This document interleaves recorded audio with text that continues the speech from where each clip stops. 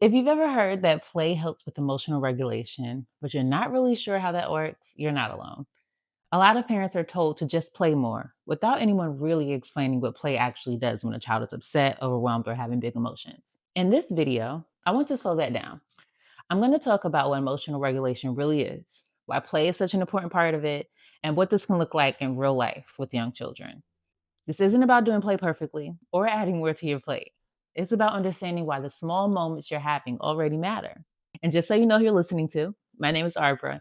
I'm a licensed mental health counselor and a registered play therapist. And most of my work focuses on supporting young children and their caregivers. A lot of what I share here comes from that work and from sitting with families in real life. When we talk about emotional regulation, we're not talking about children being calm all the time. Regulation is really about being able to move through emotions, feeling upset, excited, frustrated, and eventually returning to a more settled state. For young children, that process doesn't happen independently. Their brains are still developing the skills that support regulation. So instead of regulating on their own, young children rely on the adults around them to help guide that process. Regulation is something children build with us first, before they can do it on their own. Independence comes later. Connection is where it starts. Play is one of the most natural ways young children express themselves. It's low pressure, it's child led, and when children are leading, their nervous systems tend to feel safer. That sense of safety is what allows regulation to develop. Play isn't about correcting behavior or teaching a lesson in the moment, it's about connection. And when a child feels connected, their nervous system is better able to move through big emotions. In real life, play that supports regulation often happens after big emotions.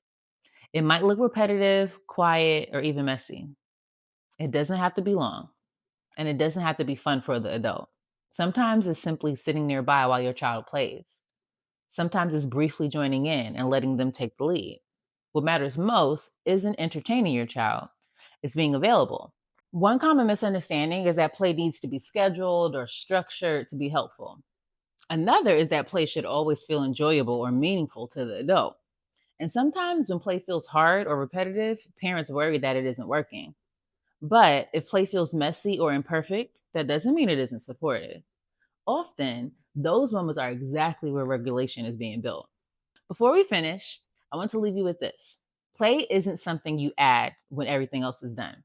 It's one of the ways children feel safe enough to move through big emotions. Regulation doesn't come from getting it right or from doing more. It grows slowly through relationship, presence, and small moments of connection. If play feels imperfect right now, that doesn't mean it isn't working. Often, those moments matter more than we realize. Thank you for being here and for taking the time to think about your child in this way.